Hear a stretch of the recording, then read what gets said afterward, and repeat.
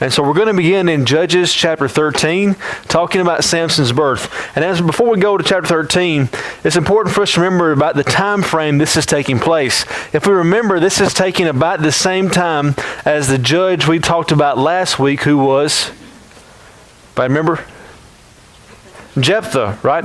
And so this is about the same time. If you remember, before the story of Jephthah, we're told that two nations rose up, one on the eastern side and one on the western side. We talked about Jephthah defending the eastern side of the country, and now we're going to talk about Samson, who was defending the western side of the country against a different nation, the nation of the Philistines. This is also taking place during the time of Eli.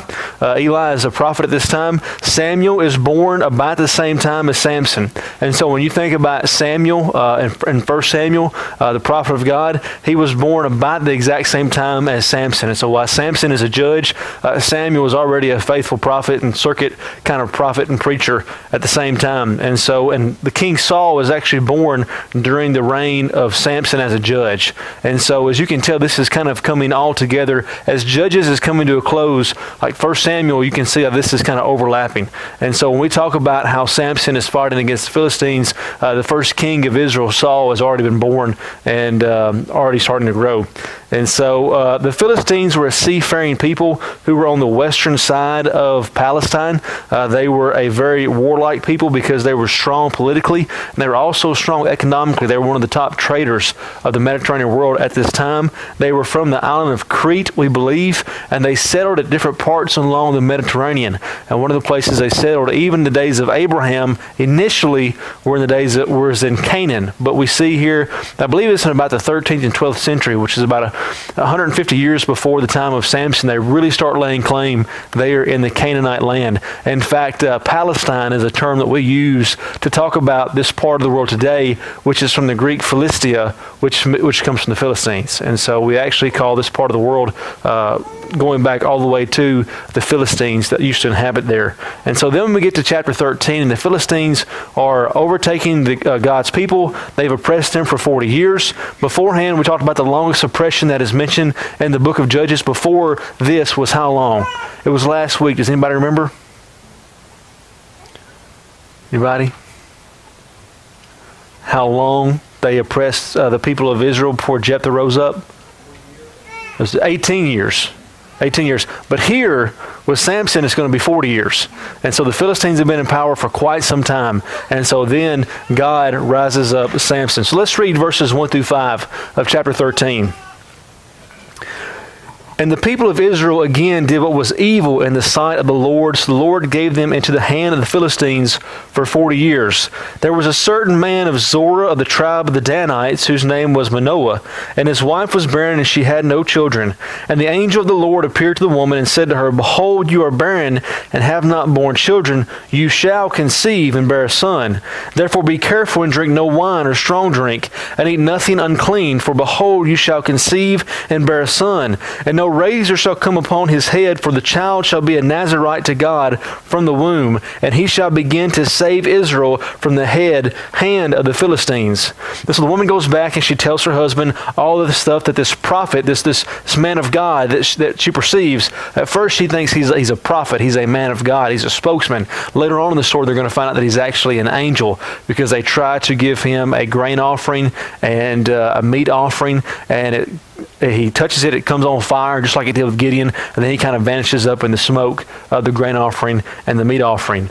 And so here we see that there's no real call of deliverance unless you go back and you tie this to the previous mark before Jephthah. Now, if you remember, before Jephthah, the people say, Lord, come save us. And it's the first time they admit something. We talked about that last week. It's the first time they admit they had done what against God? Sin, right? First time they admit they had sinned against God. And so, remember, chapter divisions and verse divisions aren't inspired. So it could be that going back to that previous passage is when the text tells us that God raised up both the Amorites and the Philistines. And so this is probably tied to that earlier passage there. I believe it's either in chapter 11 or maybe the tail end of chapter 10. And so we see this here in this passage. The Philistines' oppression was 40 years. Samson was a tribe from Dan. Dan is going to be known later on as the most wicked tribe of the Israelites. They're going to be the ones that go off into false religions during the time of the monarchy super quickly. The Danites are going to be known to be these kind of really bad Israelites, if you will. You know, you have that typical Israelite, and oftentimes you're going to see the tribe of Judah, kind of be that tribe in the south. They're going to stay, for a couple hundred years after the northern kingdom has already gone. Dan's going to be part of the northern tribes. But here you're going to see the exact opposite. Samson's going to be from the tribe of Dan and fighting against the Philistines, and it's actually the tribe of Judah that likens itself more with the Philistines. So it's interesting because it's kind of a reverse of what you see when you go into like 1st and 2nd Kings and 1st and 2nd Chronicles. And then we had the Nazarite from birth. The three main things a Nazarite was not supposed to do was no alcohol, no corpses, and no shaving. And so to come into contact with a dead body would to make a Nazarite unclean, Numbers 6, verses 1 through 21. A Nazarite, in that special sense, he was separated from the people, and he was giving himself over towards God. Unfortunately, Samson was not a very good Nazarite. And so we're going to see throughout Samson's life, he does things time and time again where he openly breaks his Nazarite vow. And so he's not a very, he's known about this ever since he was a boy.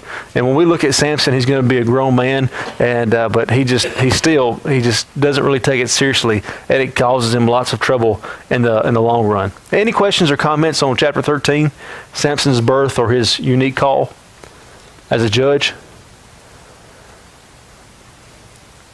One of the interesting things here is, did God call Jephthah? Did God ever speak to Jephthah? Did God ever raise Jephthah up as a judge? Yes, no? We got some head shakers in here. Anybody want to? No, never did, right? In the text, it's never mentioned.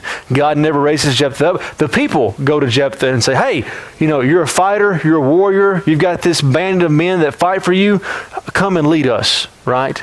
And Jephthah makes some references about God, but nothing in the text ever says that God raised Jephthah up. Here, you've got this unique situation because, Samson is the only judge that's like groomed from birth. Not only is he called, we have a somewhat miraculous birth. His parents can't have kids. His mom's barren. And the Lord says, you're going to have a son, right? And here's some stipulations. You're going to set him apart from the people as soon as he's born. And he's going to fight against the Philistines. And so Samson is this, you get to this Judges and you hear what's going on. And if you're a first-time reader of this, you're thinking, man, this guy's going to be awesome. He's going to be so different than all of the judges, because just like the other judges were, may have been, foreign God worshipers themselves that God called, this guy's going to be groomed from birth. And then we go on and we see the rest of Samson's story. So let's look at chapter 14. And let's look at Samson's marriage in verses 1 through 4 of chapter 14. Samson went down to Timnah, and at Timnah he saw one of the daughters of the Philistines. And then he came up and told his father and mother, I saw one of the daughters of the Philistines at Timnah. Now get her from me as my wife. But his father and mother said to him, Is there not a woman among the daughters of your relatives or among all our people that you must go and take a wife of the uncircumcised Philistines? But Samson said to his father, Get her from me, for she is right in my eyes. And so here we have Samson who sees this attractive foreign girl, and he says that she is right in my eyes. And they try to say, Moses, this is not the best action for us to do. You should pick a woman from your own clan. This is kind of how we operate. And Samson says, no, she's right in my eyes. Anybody, does that phrase sound familiar to anybody? Yeah. You look at the very last phrase of Judges, in Judges 21:25, the very last phrase of the book, right? And it says that the people of Israel did what was right in their own eyes. And here we have Samson, his parents saying, you should probably pick a wife from our people, somebody that respects and fears God. And he's saying, she looks good in my eyes, right? And so it's this kind of this metaphor. And so a few verses later, you have this that says that his parents did not know that this was, let me find the exact phrase here. His father and mother did not know, verse 4, it was from the Lord, for he was seeking an opportunity against the Philistines. At that time, the Philistines ruled over Israel. And so the question is whether or not it was God's providence or not. Now, the Bible doesn't tell us how things should have gone. The Bible tells us how things went.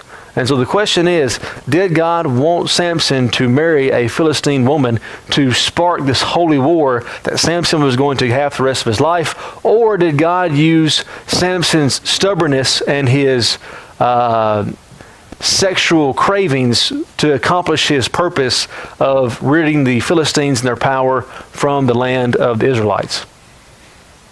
It's hard to say one way or the other. Tomato. Some people would say it doesn't really matter. It's no big deal. Some people would have a conversation about this for hours trying to figure out what the case was. And so I've just got a question mark here. I think it probably God just used Samson's weakness in his weakness with women to further his cause, which he does perpetually throughout the story of Samson. And so then we get a lion and honey. And so Samson is going to meet this Philistine girl to spend some time with her. You know, they called it courting back in the old days. And so that's what when I was a kid, my grandmother said, you know, are you courting anybody? I was like basketball? Like, you know, what is that? She was like, no, it's where you date, but you have to date with other people. It's called courting.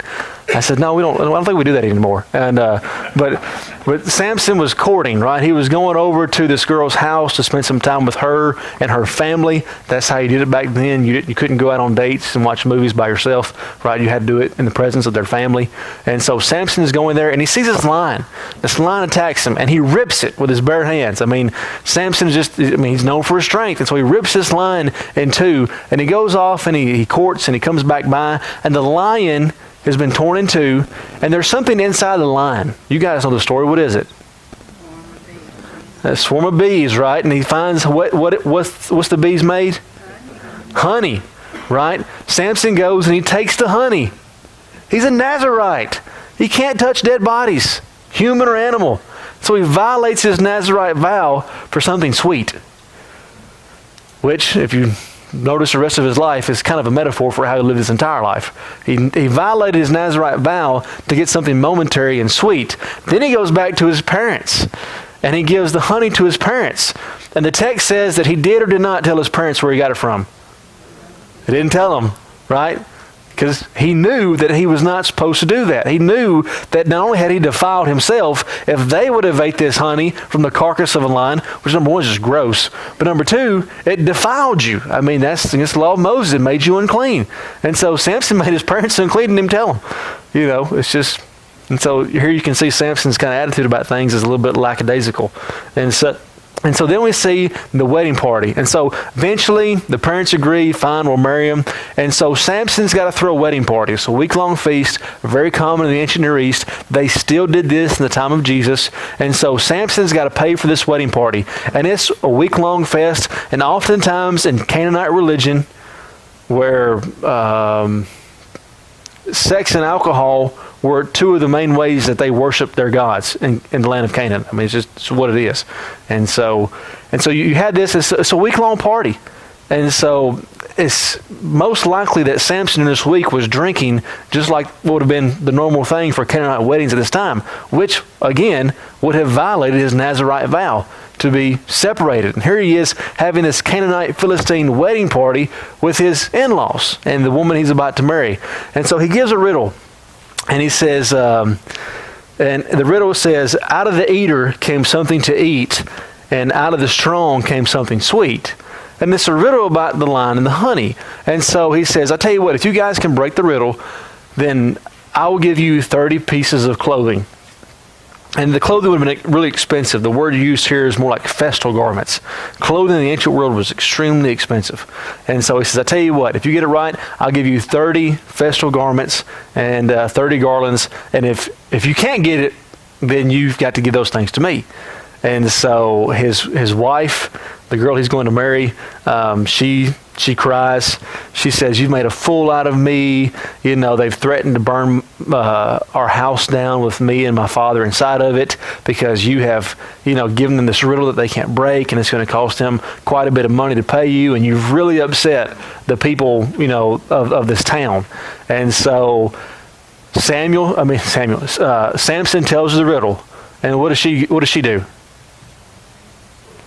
she goes and tells them, right? And so they say, oh, Samson, by the way, that riddle we couldn't break, 30 minutes after telling your bride, we figured it out. So Samson gets mad. And so where Samson lives to Timnah is about 3 or 4 miles, not very far. Samson goes to Ashkelon, which is 25 miles to the southwest, close to the sea, the Mediterranean Sea. And there he takes 30 Philistines and he kills them for their clothes. And so he kills them, he takes their clothes off, he goes back and gives them the clothes. And says, here. And so he goes 25 miles, presumably so nobody will know what he's done. And so he goes, he kills them, he brings the clothing back and says, here's your clothes. But he's upset. And so he leaves. He goes back home, he leaves his bride there. He's got to cool off for a little bit, which, is not maybe a bad strategy. Sometimes, and spats and disputes, sometimes it's good to walk away, clear your head. Well, Samson decides, you know what? I've cleared my head. I was a little upset with her to begin with, but I'm all right. It's in the past, whatever. So he brings a young goat to his new bride to make amends. He gets there, and guess what? How many have read the story? Anybody know? Yeah, his father-in-law's giving him to somebody else. The text says his best man, right? I mean, this is like a country song, right? And so he figures out that his new bride that he's done all this for, dude just paid for a week's wedding. Anybody had any weddings recently? I know one family over here does. Yeah, that's a couple hours. Imagine paying for a week, right? That's expensive stuff. Samson just paid for somebody else. Samson just paid for the girl he liked and his best friend's wedding for a week. Dude's pretty upset. And so then we get to chapter 15, and let's see what happens there. And so in chapter 15, you have Samson's war kind of start with the Philistines. And so his wife has been given to his best friend, and he retaliates. And so he burns their crops. He takes 300 shekels. The text says foxes, but they're probably shekels. And so the word's kind of the same, but it'd have been really hard for Samson to capture foxes. Foxes are faster. They travel kind of lone. They're kind of lone dogs, cats, whatever they are, whatever animals. Where jackals are more, they're not as fast. They travel in packs. Easier to catch a whole group. So he catches 300 of them. He ties torches between their tails. He lights them on fire. And they run off into the fields of grain that are about ready to harvest. Now, one time I was plowing tobacco in a field back in Adams, Tennessee, where they still raise that nasty stuff, right? And so I was plowing in the field, and I see this black cloud of smoke coming from just over the hill. And I think, that's odd. Like, that shouldn't be there. And it was where we used to burn thistles. But it was really black. I mean, it was really black. And I thought, and it's not really the time to burn thistles, and it's really dry. And so I picked up the plow, and I sped over there, and we had burned thistles in this pile like 4 days earlier. And somehow or another, whether it was an ember or a coal, had gone and caught the grass on fire, and actually was now in the wheat field. And if you know anything about a dry wheat field, I mean, like it'll burn fast. And so I was taking the plow and going through anyways, long story short, we got it stopped, right? But if it's time to harvest crops and fires get involved, it's a pretty dangerous thing. It can go really fast. That's exactly what Samson does here. And so he retaliates in a big way. And so the people get upset. They're very angry. They go and they take his former wife, bride, her family, put them in their house, burn the house down, kill them. And so Samson gets really upset. And so Samson he fights against them. He kills quite a bit of them. Then he runs, and he flees to a cave, right? Fleeing to a cave happens a lot in the Old Testament. I mean, David did it. Elijah did it. I mean, there's a lot of individuals who flee to caves in the ancient world. And so he goes to this cave, and then he's arrested by what group of men? Where are these men from? Judah. I mean, if you read Judges chapter 1, Judah's like the only tribe doing anything. Like, they're like one of the only tribes that are actually fighting. They're actually telling other tribes, hey, come fight with us, because we're actually doing something.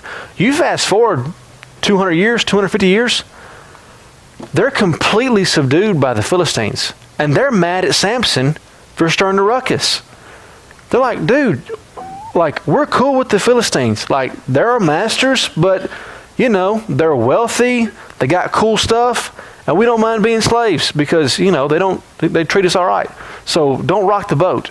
And so they have answered the call of their Philistine warlords to go and to arrest this fellow Israelite. And so they go, 3,000 men from Judah, and they arrest Samson. And before Samson gives himself up, he says, all right, are you guys going to kill me or not? They say, no, we're not going to kill you. We just told to bring you to the Philistines. He says, fine. He said, bind me with ropes and take me to the Philistines. So, okay. And so they do that. They take him over to the Philistines. And then when he gets there, he breaks the bonds of the rope. And he picks up something. Anybody know what it is? Jawbone of a donkey, right? And he kills 1,000 men. And so pretty impressive for someone not only to break through these bonds, but to take a jawbone of a donkey and kill 1,000 people. I mean, not to be crude, but to take a machine gun and kill 1,000 people is impressive. I mean, that's a lot of people. I mean, 1,000 people is a lot. This dude takes a jawbone of a donkey, which makes it even more just crazy impressive. Here's a picture of a jackal in the land of Palestine. They're kind of cute. But there they are. This is a jawbone of a donkey that's still together. Now, whether Samson separated this jawbone or used one complete jawbone, I don't know. But this is what the jawbone of a donkey looks like. This guy killed 1,000 people with this jawbone. And so it's pretty impressive. And then we get to, anybody have any questions or comments on chapters 13, 14, or 15? Do you think he could have done that without God? Could he have done it without God? I highly doubt it. Because that's just too impressive. One of the interesting questions, Brother Ed, great question. Raise your hand if you think Samson was jacked. If you don't know what jacked means, that means you're really muscular and buff. Like Arnold Schwarzenegger, like pre-age of 45. So who thinks Samson was jacked? All right. Who thinks Samson wasn't jacked? I think he's a normal man. It seems like he's built like a normal guy, which is interesting because when you look at Samson, he's got all these strong feats. And when you hear people talk about Samson, because if you look like Arnold Schwarzenegger, you're like, well, maybe he's strong because he's jacked. I mean, maybe it's genetics. I mean, maybe he lifts weights, he drinks protein. He's just whatever. But But if you look at this guy, he seems like a normal guy because the Philistines want to know where his power comes from. They want to know, is it magic? Does he have some amulet that he wears? Does he have, has he made a deal with the devil? Like, what is it? Where's this stuff coming from? And so it seems like he may have just been like a normal looking guy who just could do amazing feats that you just could not deny the fact that, okay, something is supernatural about this guy, And so if you're as big as Arnold Schwarzenegger and he bends a metal rod, you're like, I don't know. Maybe they can do that when they're that big. I wouldn't know, And so, but there's no denying. So I don't know. Who knows? I mean, he could have been massive, but it seems to me that it may have been more that he was a normal built guy that God just used. That you could say, okay, something's up here. So he's, this guy's been touched by an angel. Like, even if he was, it'd still be hard to kill 1,000.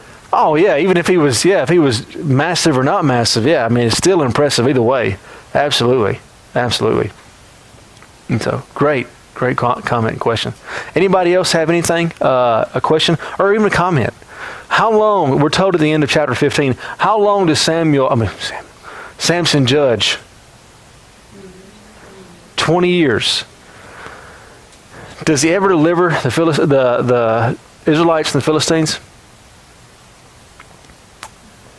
Answer is no, because they're still around when David comes to power about 125 years later, 100 years later. And so it's interesting, Shamgar, who was probably a foreigner in chapter 1 or 2, I forget which one, we get like 2 verses on Shamgar, but at the end of him it says he ruled and he delivered the people of Israel.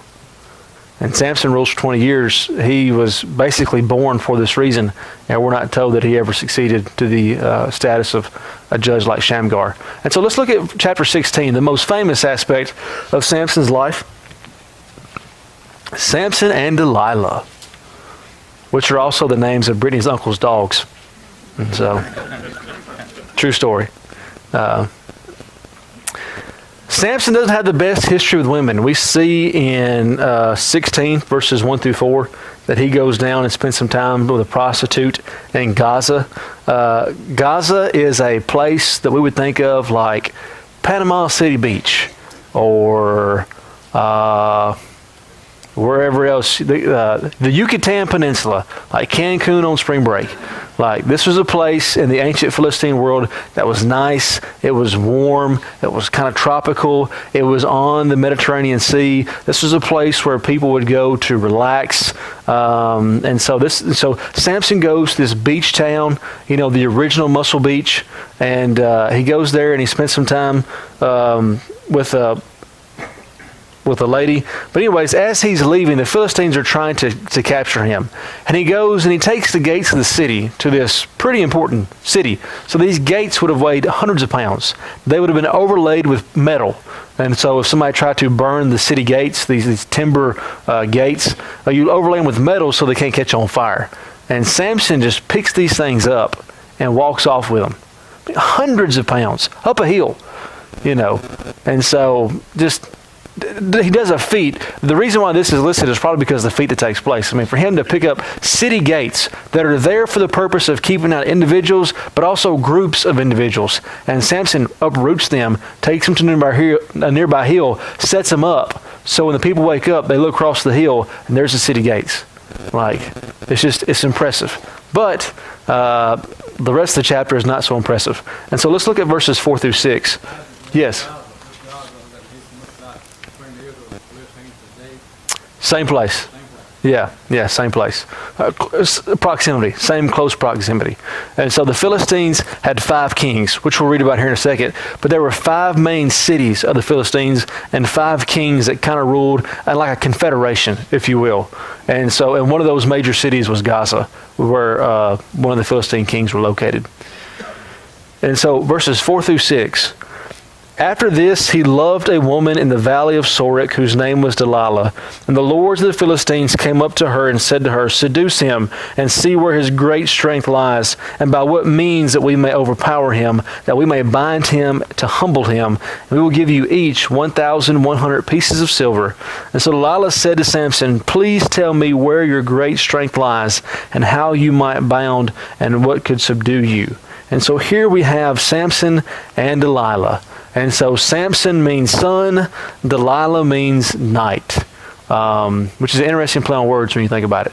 And so Samson could also mean strong. Oftentimes in Hebrew words have more than one meaning. Depends on context. The two words that are most associated with Samson are sun and strong. S-U-N, not S-O-N, which makes sense, sun, strong. The 2 words affiliated with Delilah is night and delicate. And so you have 2 completely opposite people. And some even said Delilah of the night. Was this another prostitute that Samson was seeing? We don't know, but some have speculated that maybe she was, or maybe a temple prostitute, which was common in Canaanite religions. But they obviously weren't married.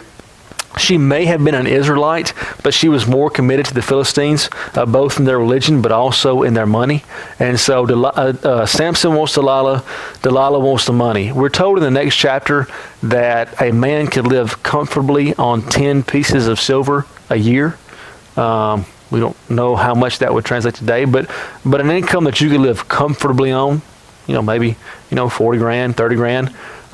She gets promised 5,500 pieces of silver. So an astronomical amount of money she's offered, and she never bats an eye. I mean, she's just ready to hand him over to the highest bidder, which is going to be these guys. And so, what's the first one? Anybody know the first one? He says, "If you do this to me, I'll lose all my strength." Bowstrings, right? Bowstrings were made from animal products, which, once again, would violate his Nazirite vow of not being touched by anything that's dead.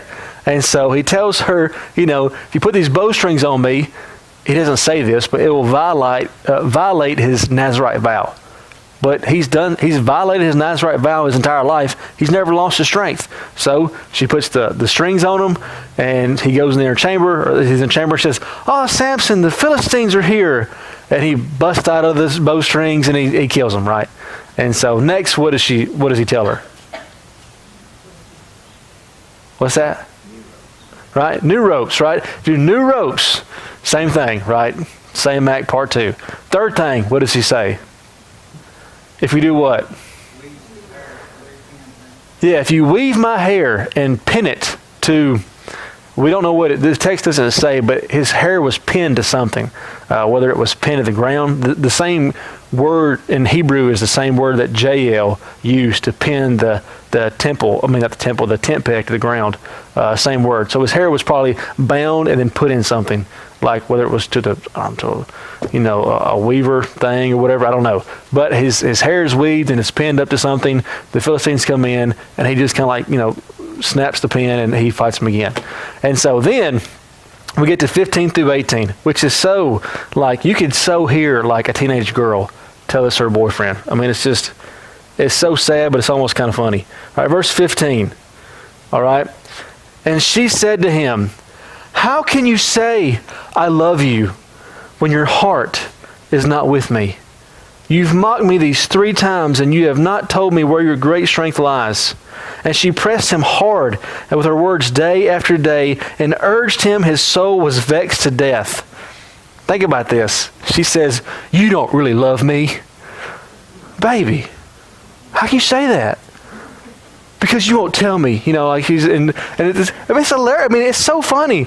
Do you guys get what it says? He was vexed. She nagged him day in and day out until he just couldn't stand anymore and said, "Okay, fine. It's my hair, okay? It's my hair." And it's just interesting. That never happens today between men and women. But I'm just playing. I'm getting in trouble now. Okay, anyway. So he's had enough. He just says, "Fine, no, whatever. It's my hair." Now, the question is, did Samson think that she wasn't going to do it? She'd done it 3 times. Samson's an idiot, but I don't think he's stupid, right? And so we could say, well, I know that's an oxymoron, but anyway. But you could say, well, he should have known, because if she'd have cut his hair, it would have broke his Nazirite vow. Samson's been breaking his Nazirite vow his entire life. He's never lost his strength. And so maybe he's just arrogantly saying, doesn't matter what I do. I'm always going to have my power. Doesn't matter what I do. But it does matter. And so it's the final straw. He tells her she has his hair shaved. Some translations say that she shaved it. Some say that the man came in and shaved it for her. Either way, it doesn't matter. It says that God's spirit left him and he woke up and the Philistines were there and he thought he could fight them and he couldn't. And so they take him, they bind him, they gouge his eyes out. They take him back to Gaza, where he made a name for himself by uprooting the gates of the city. And this man who's so infamous, this one man pulled up these gates and set them over there on that hill for all of us to wake up and see. We're leading him back in chains with blood dripping from where his eyes used to be. And so they take him, they put him on a millstone, which was embarrassing because it was normally reserved for slaves and women. And so now this man of great strength is over there pushing the millstone around blind, which was normally reserved for the weakest of society. And so he's been completely humiliated. And the Philistines are having a big old time, right? And so they get this event together to mock Samson and make fun of him. Let's look at verses 27 through 30 of chapter 16. 27 through 30. Now, the house was full of men and women. All the lords of the Philistines were there, and on the roof there were about 3,000 men and women who looked on while Samson entertained. Then Samson called to the Lord and said, "O Lord God, please remember me, and please strengthen me only this once, O God, that I may be avenged in the Philistines for my 2 eyes." And Samson grasped the 2 middle pillars on which the house rested, and he leaned with his weight against them, and his right hand on one and left hand on the other. And Samson said, "Let me die with the Philistines." Then he bowed with all of his strength, and the house fell upon the lords and upon all the people who were in it. So the dead whom he killed at his death were more than those he had killed during his life. And so it seems like Samson finally realizes that all this time the power has not lied within himself. This guy has lived for about 40 plus years being the most powerful, strongest, not powerful like, political power, economic power, but like the strongest guy on planet Earth for 40 years. Even the most humble of people, that will mess with your mind for a little bit. And so it seems like towards the end of his life, he had forgotten the fact that the only reason that he was strong and powerful was because God was with him. And so he arrogantly breaks his Nazirite vow multiple times. He tells the secret of his power. And then he finally realizes late in his life that God's the one who has the real power. And so he asks for that, and he kills 3,000 people. What's the most, the body count that Samson killed in his lifetime against the Philistines? What's the most? No, not 1,000. He killed 3,000 here. Yeah. What's the most? Anybody know? It's a math question. The Bible does tell us everybody he killed. I mean, he judges for 20 years and we get like 3 stories. So what's the most he could have killed? What's that? Before this incident, 5,999, right? Because he killed more in his death than he did during his life. And so he killed 3,000 in his death, right? And so the most he could have killed in his entire lifetime is 5,999, right? That's the most. I mean, what's the least amount he could have killed? Yeah, was that 4,030 something? Because we get 1,000, then we get 30. But then after the incident with the foxes, it says he struck them hip and thigh and made a great mess. So we don't know how many he killed there either. So we don't know, but it's just, all right, probably safely between 4,500 and 6,000. Sorry, I apologize. Here's a map that you can see right here. You can see here the yellow is when he went down to Ashkelon to kill those 30 guys. And early in the story, for the pieces of clothing, he goes back. Then you can see he goes down to Gaza there, and where he goes and with the prostitute, and he tears the city walls up. Then he goes back home. Then he goes back to Gaza. That green one right there is where he would have fled to the cave when the men of Judah captured him. And so our takeaways for tonight, Samson embodies the struggles of Israel. Think about this. Samson's life is a metaphor for the entire nation of Israel. His existence is predetermined, right? It's predicted, it's prophesied. God's going to be with him to accomplish his purposes. He's going to be dedicated to God and different than those around him. He's given every opportunity to succeed, but he sees those around him, aka the daughters of the Philistines, and he finds himself conforming to the world around him and nullifying his vow that he made to God. I mean, that is exactly what happened to Israel. I mean, they were predicted to Abraham.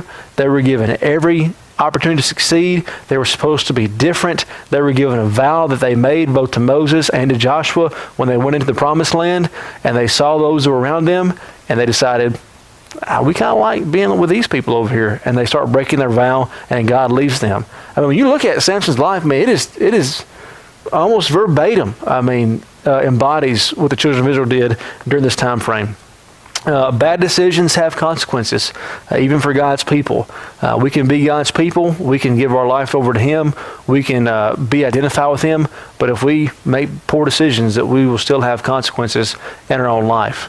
Doesn't mean that God doesn't love us. It just means that God's not going to put up with that type of lifestyle, especially from those who are supposed to be set apart and holy for His purposes.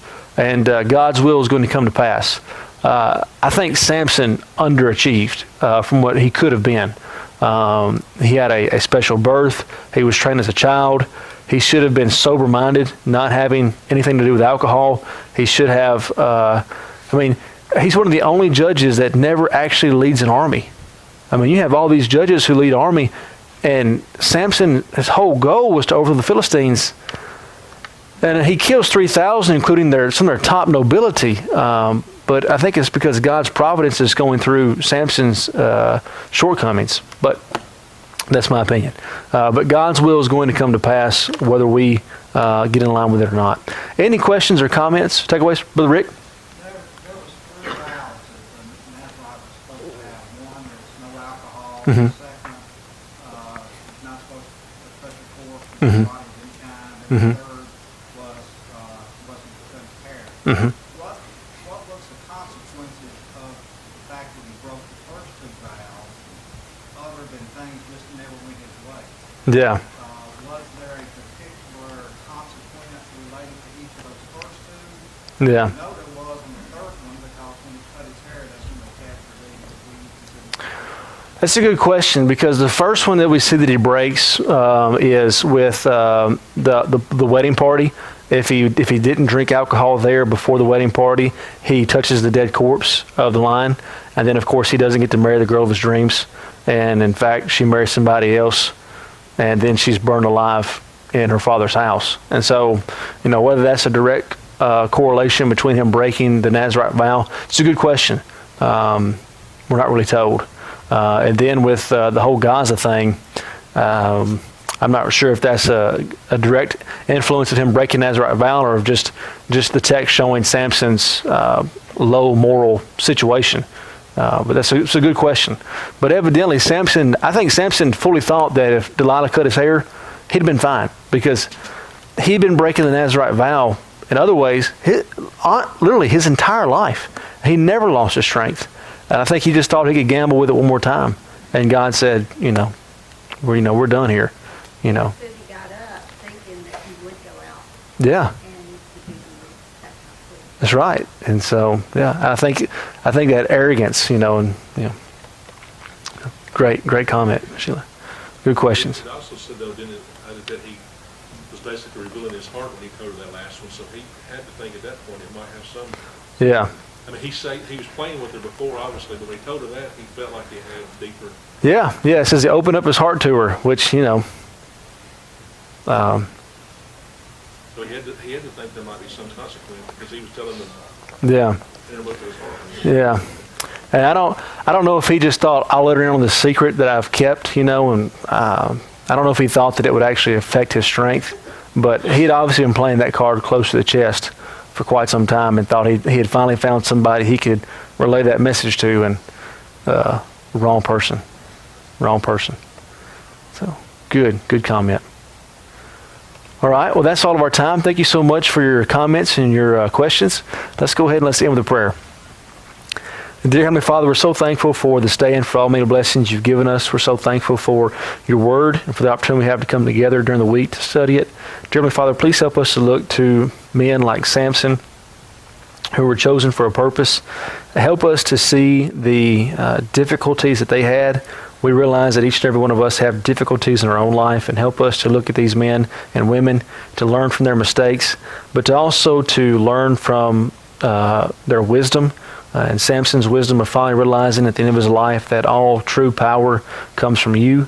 Please help us to also find that same type of faith, to rely on you and your word and your grace. Please watch over us as brothers and sisters in Christ, and give us opportunities to show your goodness, your power, your mercy to those around us each and every day. In your name we pray. Amen.